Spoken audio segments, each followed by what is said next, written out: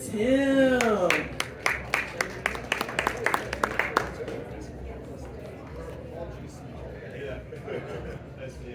Thank you so much for that lovely intro. I feel special. Hi everybody, how are you today? Great. I just want to, catch the energy in the room before I start talking. I am a Shark Tank fan, so that is how I was introduced to CurlMix. So sitting next to you is just a very big fangirl moment for me. That's crazy.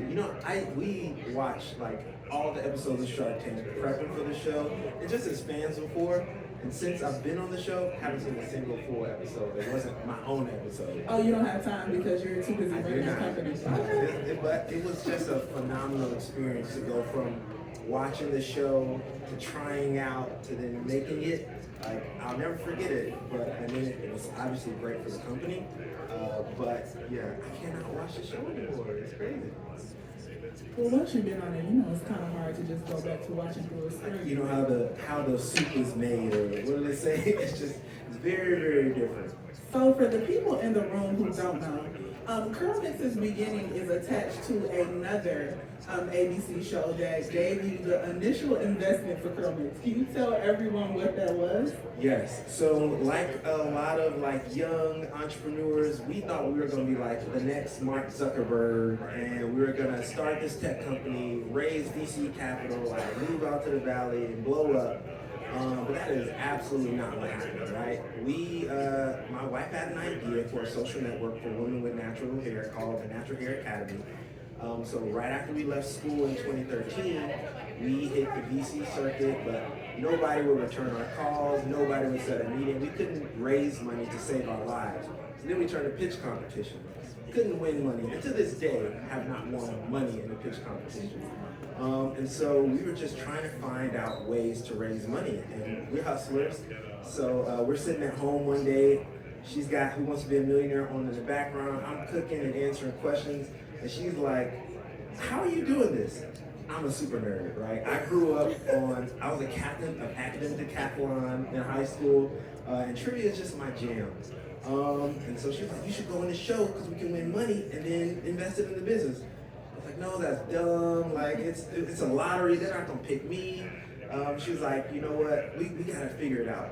I come back home one day, and she's like, "I know you think this is dumb, but I booked your plane ticket, I booked your flight, your hotel, and your tryout. You're going to New York." I said, "Yes, dear." Got myself on a plane, tried out, made the show, and then ended up winning $100,000. And we used that to invest in our first business. And that's kind of how we birthed CurlMix from that journey. So you listened to your wife and it changed your life? All the time. The best advice, guys, just listen, be obedient, typically, they love you, they got your best interests at heart, just trust it. It'll be all right. I feel like a cardinal rule in business that we always hear is not to mix family and business, but like I just mentioned, her direction was able to provide the roadmap for the CurlMix that we see today. And originally, you just wanted her to not work a 9-to-5, or she just didn't want to work a 9-to-5. Yeah, so the funny thing is, after filming Who Wants to Be a Millionaire, we could come back home, and it was a weekend shoot, come back Monday, I'm in the lab meeting, I'm thinking I'm gonna be a professor. I was working in research and behavioral economics at Chicago. She had a corporate job, and we were doing the business on the side, but she hated it, right? She did not belong, she did not fit in, they were not welcoming a black girl like her, and it was kind of crushing her soul. But we get back home for filming Who Wants to Be a Millionaire. We have not gotten the money, mind you, and she calls me crying, and I want to quit my job. I was like, "You don't have any money? If you quit, that's it. I'm getting minimum wage at this lab position." But I was like, "You know what? We'll figure it out." Because I could see the weight that it was putting on her. And so it was a couple months of struggling until we finally got the money. But from there, she has not had to go back to work. And then I actually ended up getting another job in Teck, which was able to fund the first few years of us learning how to be entrepreneurs, learning how to grow the business, scaling up to the point where we actually could work. And it wasn't until 2018 where she asked me, you know what, I can't handle it anymore. I think we had just launched our flaxseed gel, which is the first shelf-stable flaxseed gel. And we went from essentially a DIY box company that CurlMix started as to now a full-fledged product company at the top of 2018. And we had cut off all our DIY subscriptions. We were making like no money. I think we were doing 15K a month in December.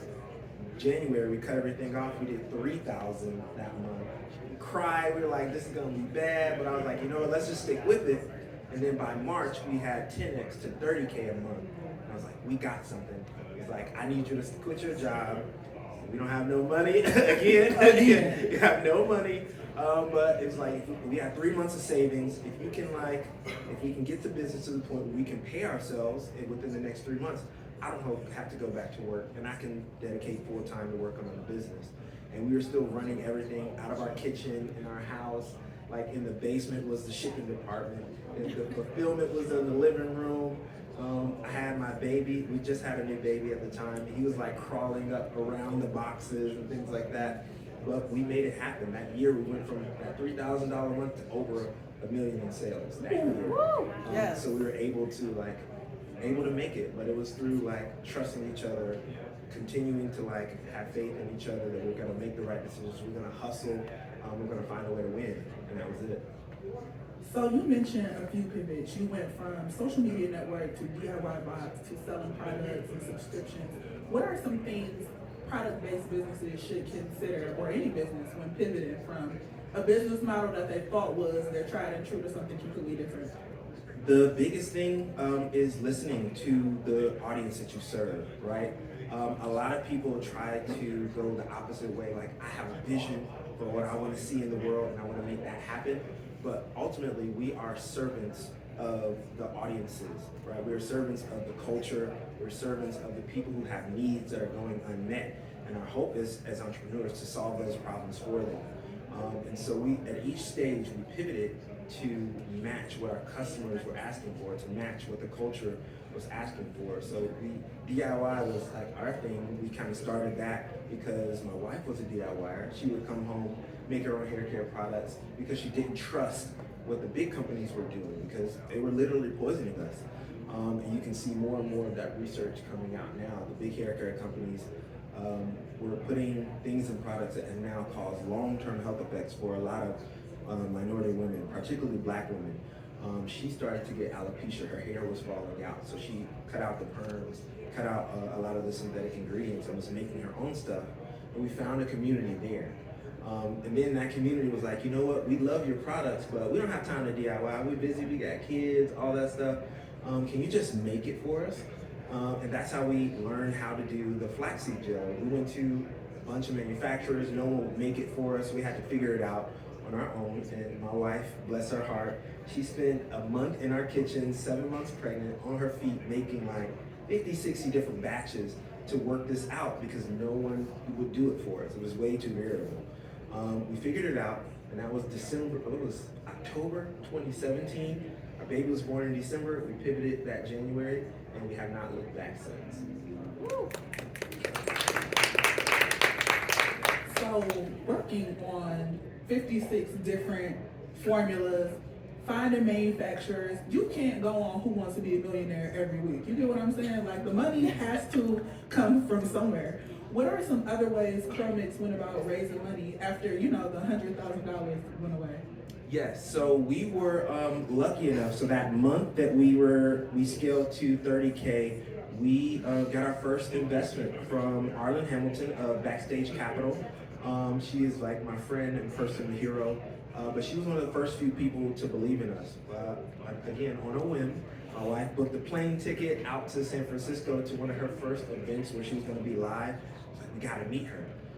And then she couldn't actually do it because she had to fly back for an event with our incubator. And so I had to pitch Arlen like by myself. And it worked out. She liked me. I guess I was a good representative of the business. I was able to communicate all of that good stuff. She believed in us and was able to give us, I think it was 25K, the first ever investment into CurlMix. And then she was able to bring on a few angel investors that were her partners, and they invested about 200K in us before the Shark Tank episode appeared, so we could scale up our inventory. And then I'm pretty sure like they kind of forgot about it, right? Because a few weeks after the episode aired, we get a phone call, and it's from Jeff Weiner of LinkedIn. He was one of those angel investors.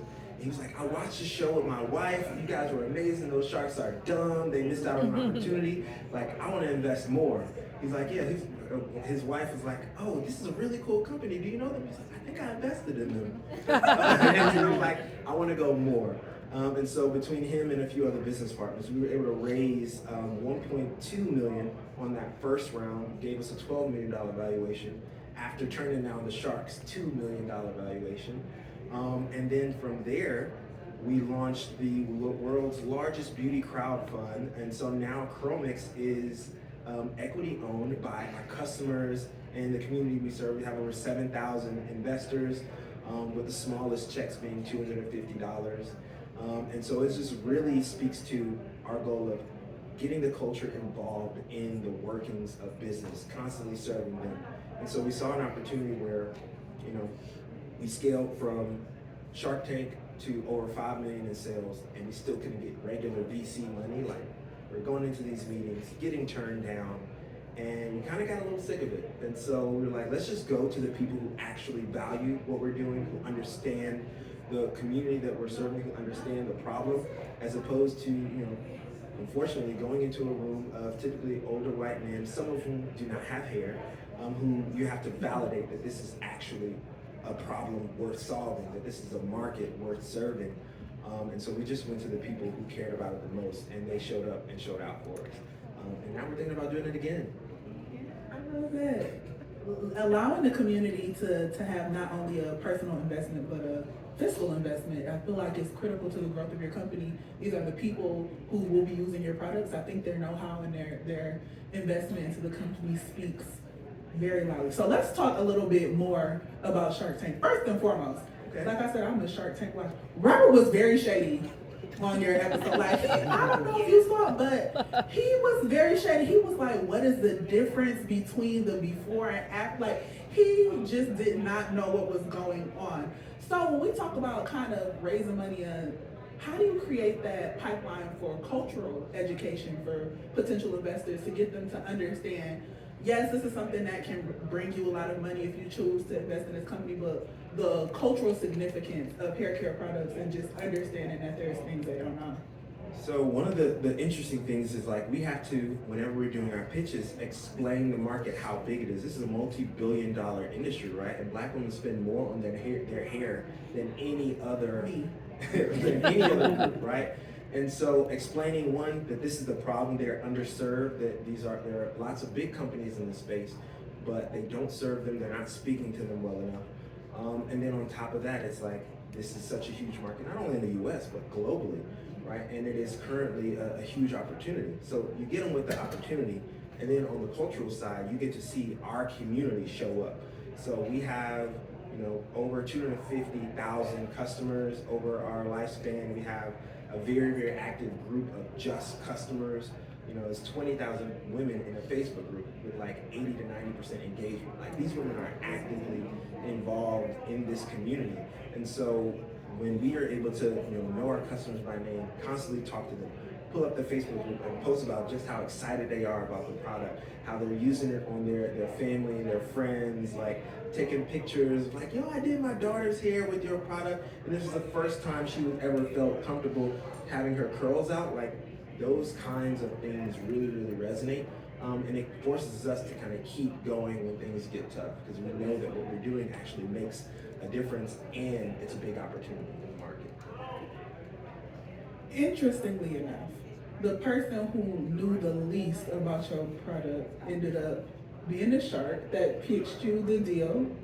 CurlMix declined. So you just said you was tired of going to raising money and figuring out where the next dollar was going to come from, and when the opportunity came, you said no. So it has to be a reason or a strategy behind it. Can you tell me why you told them no? Because I'm curious. Listen, we knew going into it that, like, it was going to take quite a bit to get a shark. We did want to make a deal, right? We were hoping to come out of that show with a deal, but we knew our word. right? So I think we initially came in with a $7 million valuation. Through talking to the producers, we lowered it down to 4 to help get a shark on board. And then he cut that in half too, and then wasn't willing to negotiate. I know they made it seem real dramatic on screen, but it was like, nah, we good. Like, we know straight up, no. Yeah, not even, I'm sorry, Robert.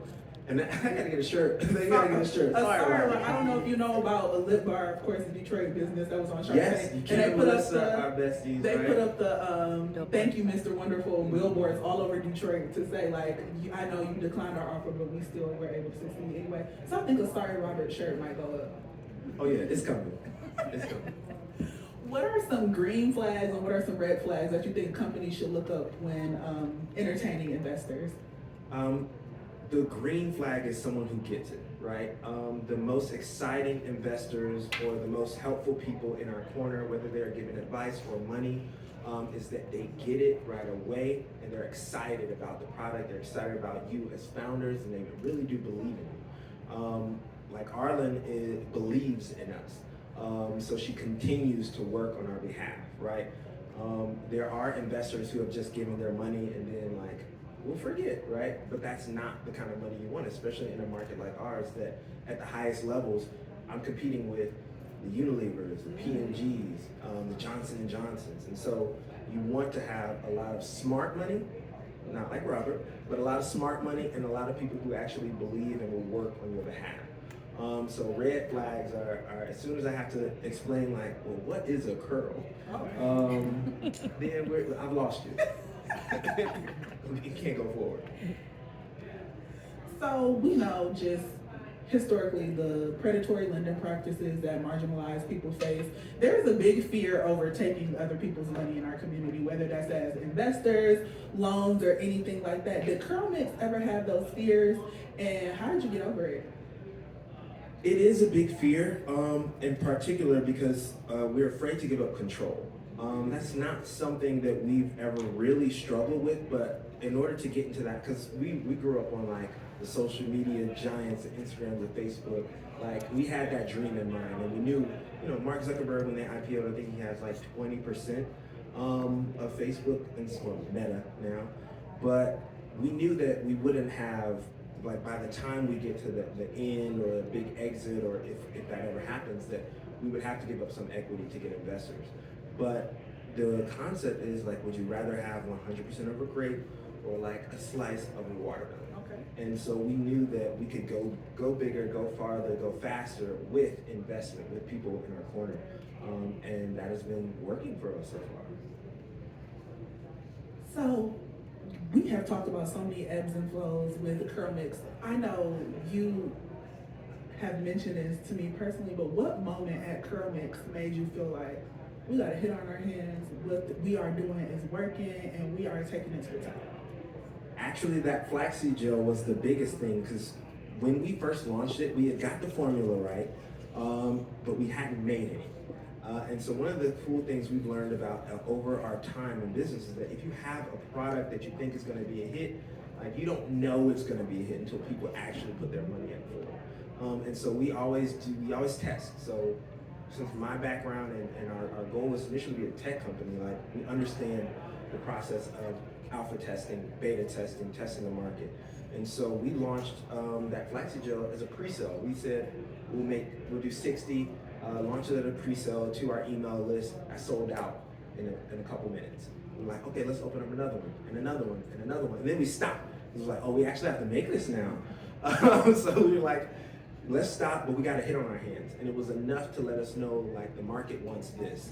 And we've done that with almost every kind of product we've launched. We almost always do a small scale beta launch before we go into mass production, because we're a vertically integrated company, but we're also relatively small.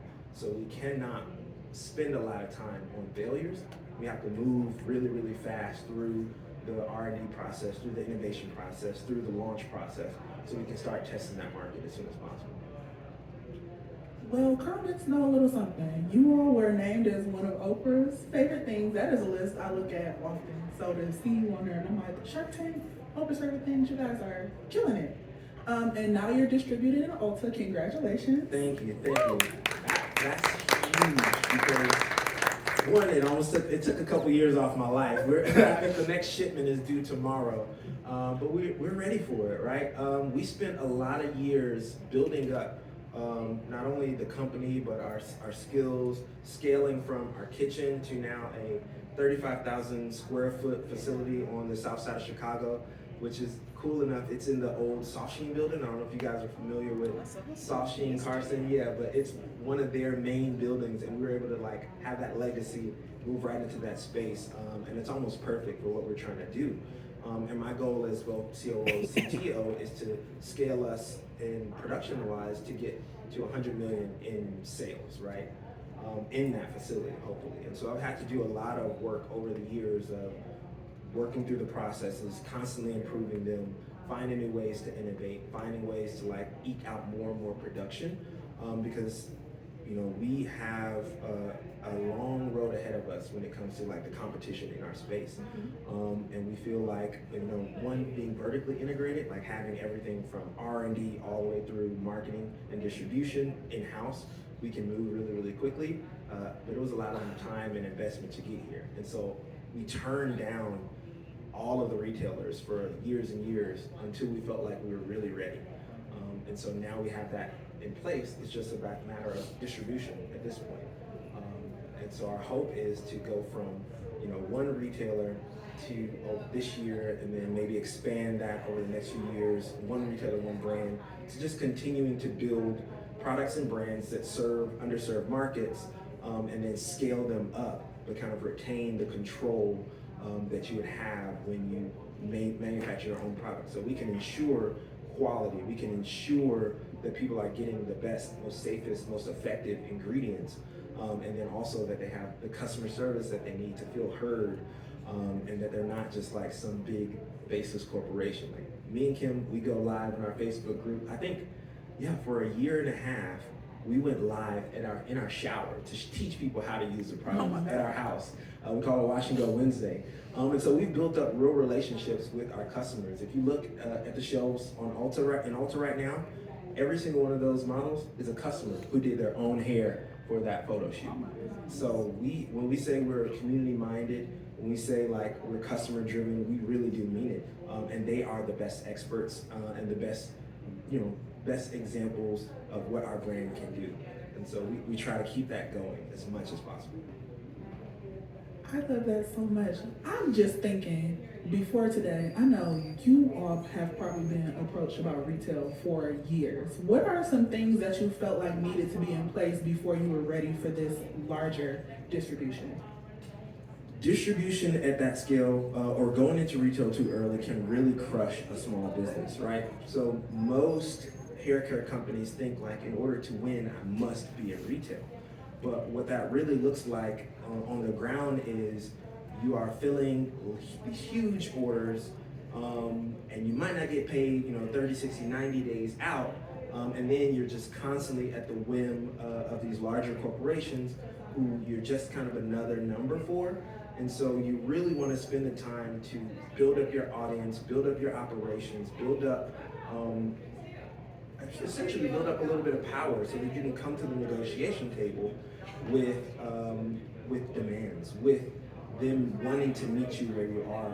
And so Ulta did a great job of like rolling out the red carpet, because we're coming with 250,000 customers. We're coming with hundreds of recipes. We're coming with like this massive media that we've been able to build up. And so they see that as an asset. And so we're a bigger, more important part of what they're trying to do as well. And so the partnership works. But not coming in from a position of power can crush a company, especially when those fees and chargebacks and things start to add up. So going in too early, it can be a death sentence. And so we just wanted to avoid that. And we have a lot of mentors in the space. This is not something that we've figured out on our own. We've had a lot of wisdom to guide us, a lot of advisors, particularly in the hair care space.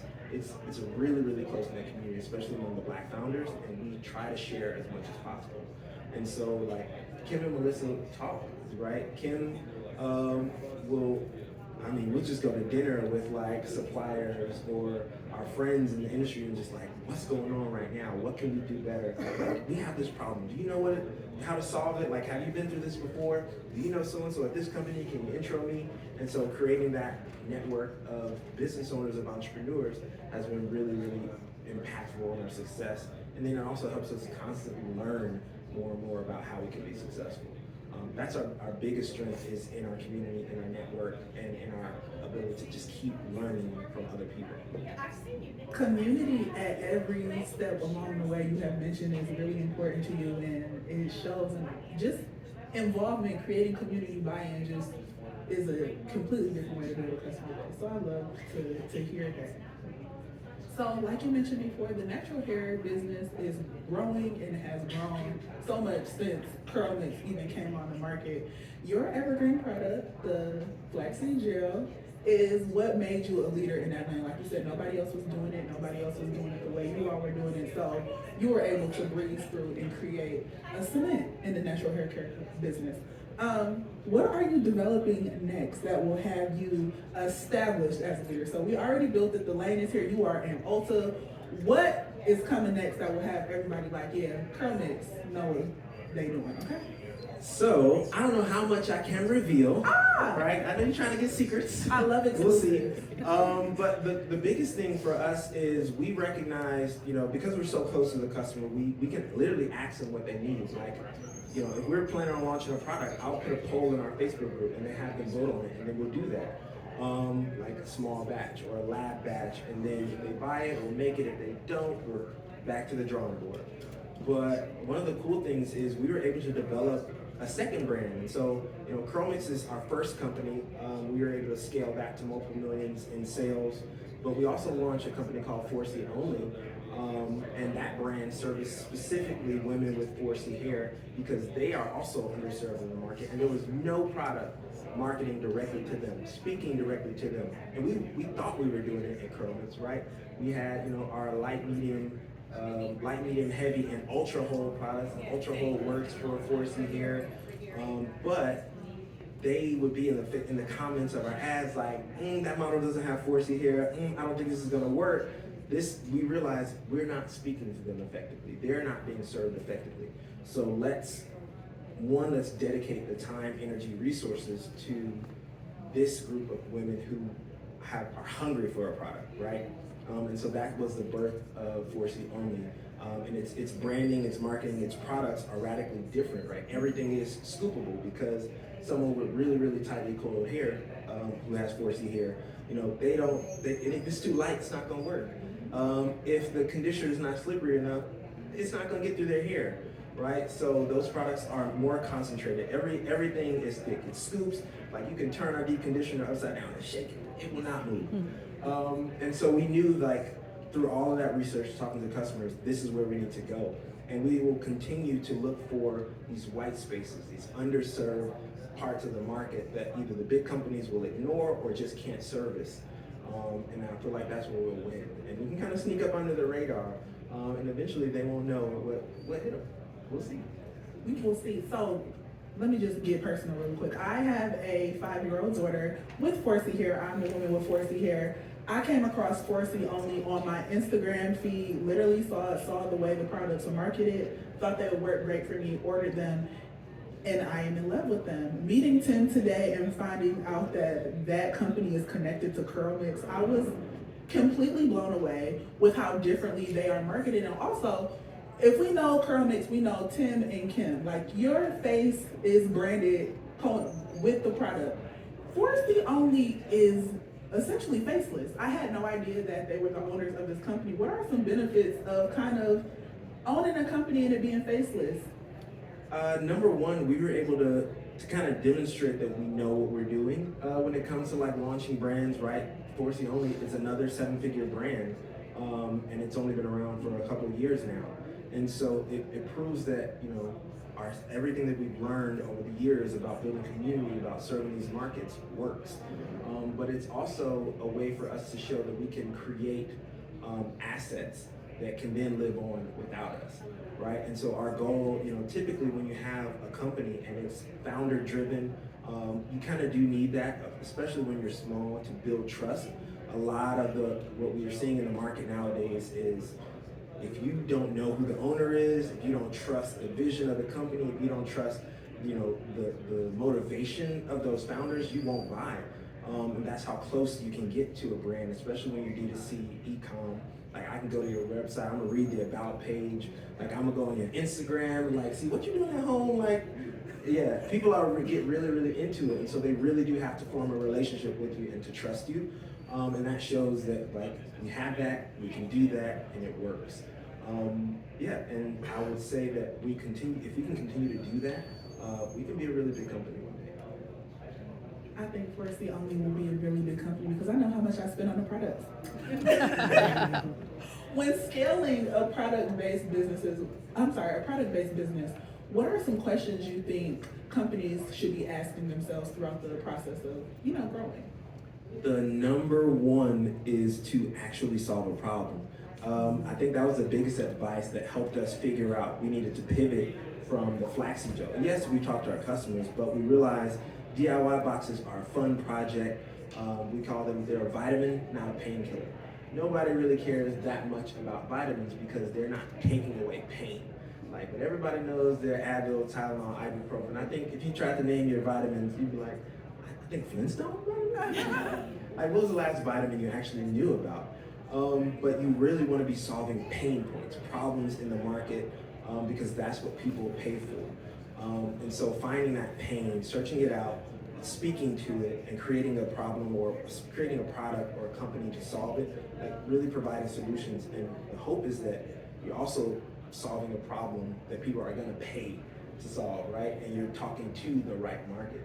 I think a lot of people kind of get wrapped up in wanting to serve, but also forgetting that like you, as a company, you need to make money as well in order to be viable, in order to serve more people, in order to continue the good work that you're doing.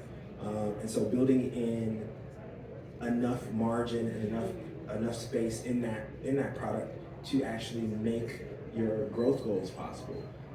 The DIY boxes did not have that. They were not going to scale.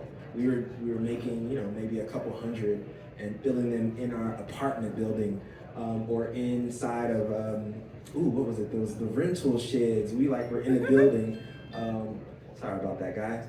We were in a storage unit for the early part of filling those DIY boxes, but that doesn't scale.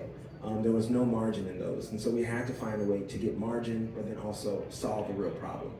So that's what I really want people to look for. Solve a problem in an area where people are willing to spend money, and then make it, and price it, and add enough value such that people can pay for it and get a profit. You can grow and scale potentially on your own, because you may not have the support of traditional VCs. Like even now, it can be hard for us to raise money. I think we were raising around this year. We were able to close 3.5 out of a $5 million round. And this is our first institutional VC money this year.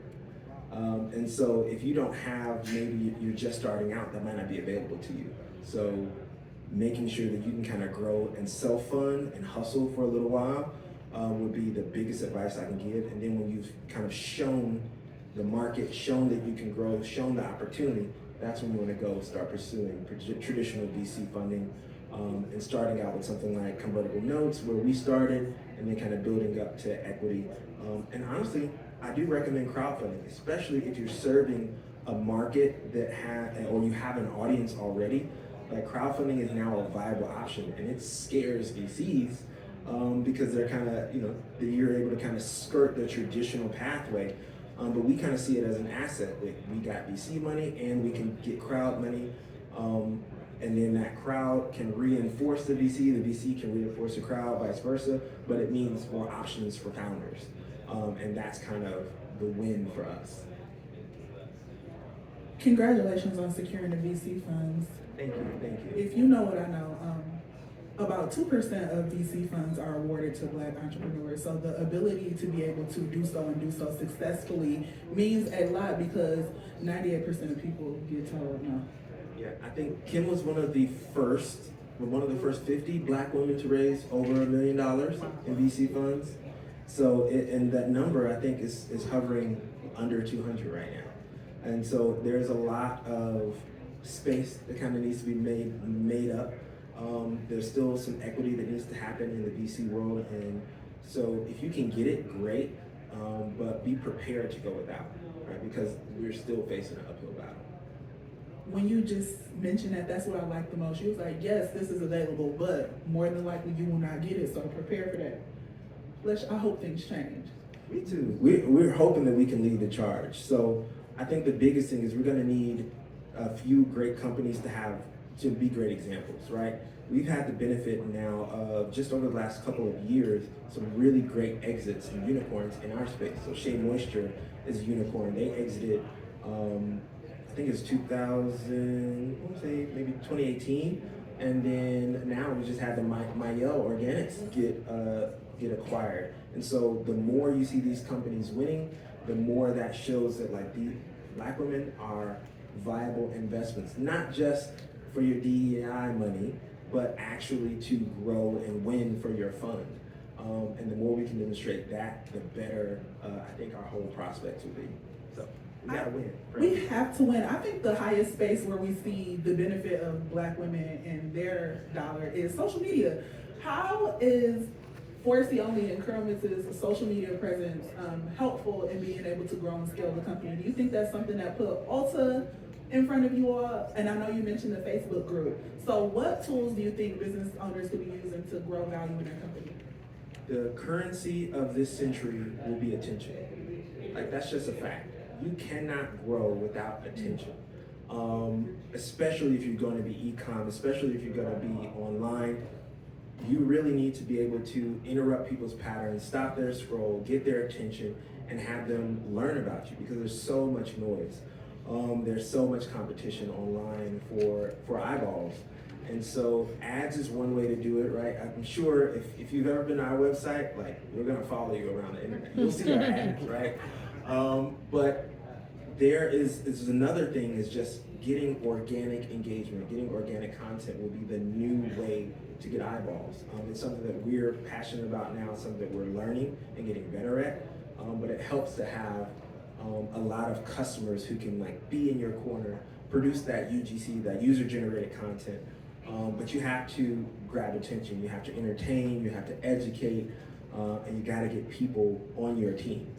So attention on social media definitely goes into the decisions that these big companies are making, because one of the things they really struggle with, and you might not know this, but like, they really can't talk to these small niches, these small groups effectively, right? They need you to be the face of their company. So when we're talking about acquisitions, what they're really doing is buying back market share and buying back the ability to communicate with customers. And so if you can demonstrate that with your products, with your audience, with your community, that is what's going to get you to those exits and acquisitions. What does a perfect exit look like for CurlMix? Or would you ever? Let's say that. We have investors, and we would love to get them a return, right? Like, that's the end all be all. From the very beginning, we would love to get an exit. And one of the cool things nowadays that we're seeing is different types of exits. So we could IPO, we could get acquired, and acquisitions tend to be more likely since the big guys want to buy back their market share. There's really only like 7 big beauty firms in the world, and that's literally what they do. There's a bit of a cycle to it, right? An upstart company pops up, they grow, they steal market share, a big company buys it back. But what we're seeing now is that when they do buy it back, the customers leave, right? That has been a trend, and the reason why I feel like they do that is because they feel like those companies don't speak to them anymore. It's like, as soon as like a big company takes over, they feel like the product quality goes down, the service goes down, like, I'm not getting the same thing. I don't have the same connection to the brand as I once did.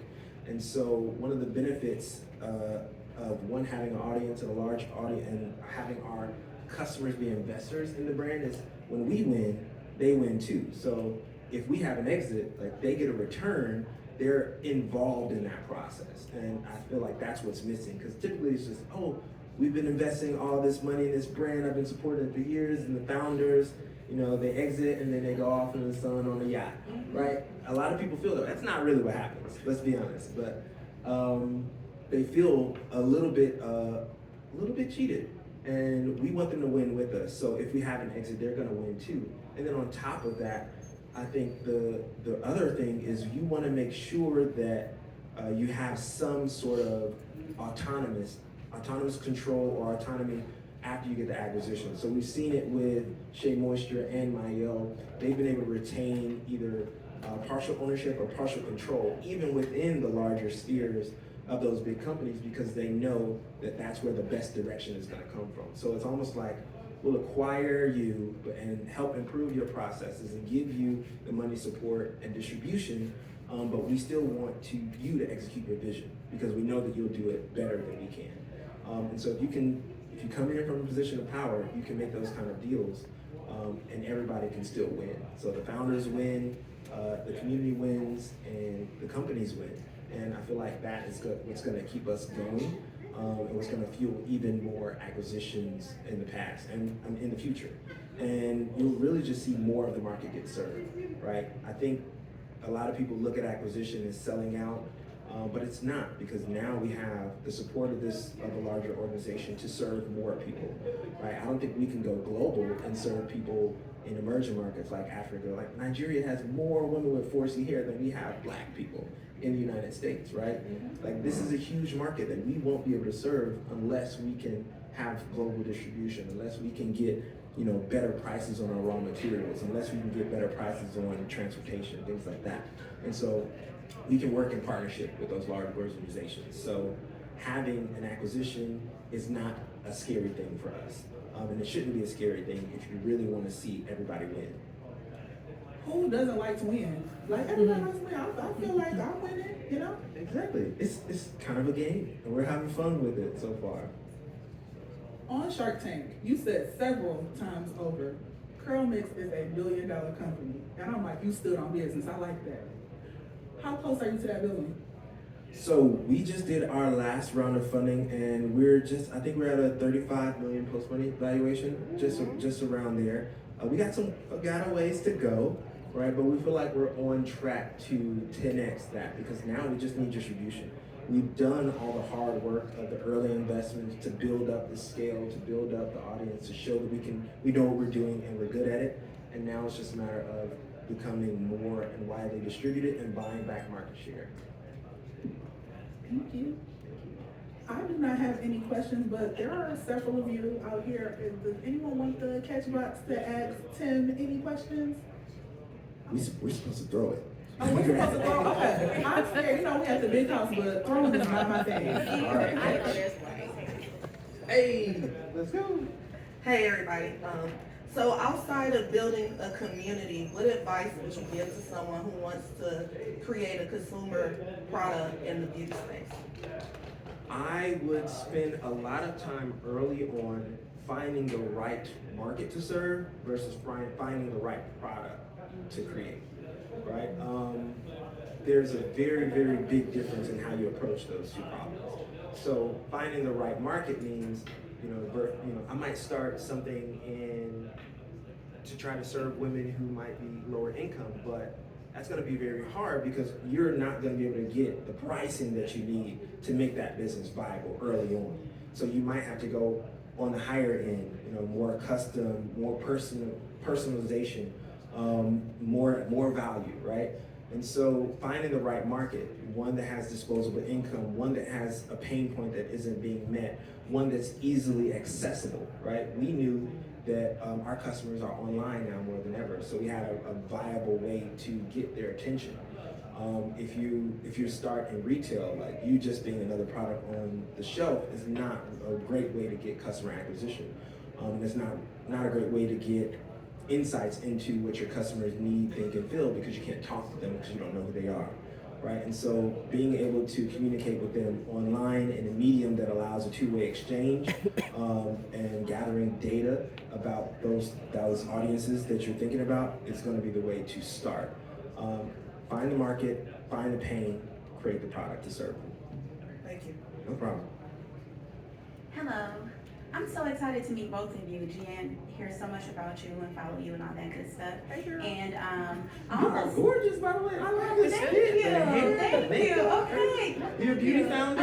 I am. You can I've tell. been, You can tell. I've been in the industry a little while, which brings me to which I almost thought about commuting to post for a position you guys had a few years ago. But the universe saw me to follow what I'm about to ask you about. So I've been in this space for about 17 years. 13 of those years I worked for Big Beauty. I worked for Estee Lauder Company, specifically on MAC Cosmetics, did all of the distribution, hiring, training, retail partnerships, all the jazz until 2019. So in 2019, I went my own way. I'm building a beauty tech platform. And that beauty tech platform almost made me lose my hair. I'm glad that I didn't like, not literally, but it's stressful. Oh, I know. Yes. I've lost a few years. You see, he started growing his hair out. It's He's like, stressful, right? I wish it would make me lose weight, but anyway, so I have a question for you. I'm dealing with this problem with my technology, and it's what came first, the chicken or the egg, right? So any VC that I meet with, any investor that is looking at the platform I'm creating, they are looking for brands to represent themselves on the platform and or this high growth in consumers using the platform. So essentially the technology is search and AI technology that allows users to discover brands and products like a CurlMix. So the question that By scanning the barcodes? yes. I know about your company. Oh, Me and Kim were just talking about it. Yeah, Really? I hope it's the right one. Let me know if I have some competition out there. Man, like listen, can we we need this now. I we're on seriously the have a show. question, right? Let's So, do it. but yeah, so anywho, I'm sorry guys. The question I have is really getting to a brand founder like you to explain the technology, to explain what I'm looking to do, and have you be a part of this beta technology that we have. Now I find that in order to get to a founder like you, I either I have to pull out all the things, right? I don't like leaning on the fact that I was with Mac for 13 years. Like, they don't need any of that publicity. Like, they're a part of what got me here, but they're not a part of what's going to take me forward, in my opinion. So what is the best way to communicate and get to a brand like yours? Is it cold reaching out on a LinkedIn, or is it going through sort of the spaces where you all congregate? Like the Brain Trust Studio, I just connected with them to try to get to you all, or even like New Voices. So what is your recommendation there? I always recommend going in person, right? I think my inbox is somewhere like 65K right now. And maybe 500 of those are just as important, right? LinkedIn, I check it if I need to, but we are obviously very busy people. I know.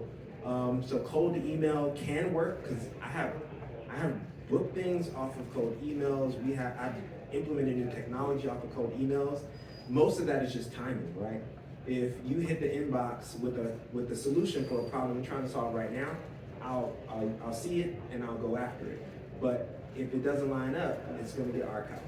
And so I always recommend people going in person. That's what we've done a great job of. That's like half of Kim's job, is making connections with the right people, and it's better done in person. So we would fly out to an event on a whim. We would commute if we Kim need gonna to. book the flight. We heard she's done that. Right. Listen, that is exactly what we do, and the goal is to network in person.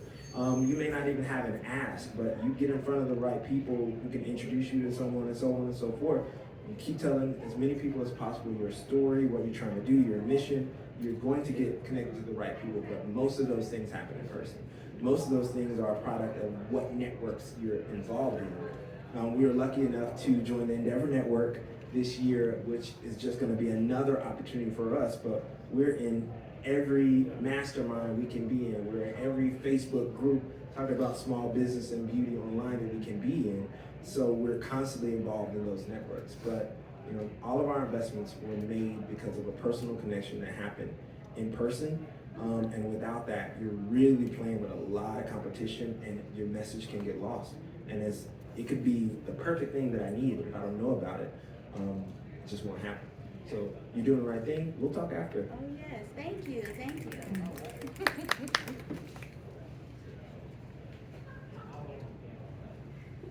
Good morning. I think it's still morning. Thank you for dropping some jewels this morning. So I'm really appreciating that because I'm a, fledgling entrepreneur, solopreneur for quite some time. Yeah. Well, you got a few more dollars than I do. But one thing I wanted to mention is that I think there's always a struggle with first-time founders, first-time entrepreneurs, from underrepresented communities or first generation, where we want to build generational wealth.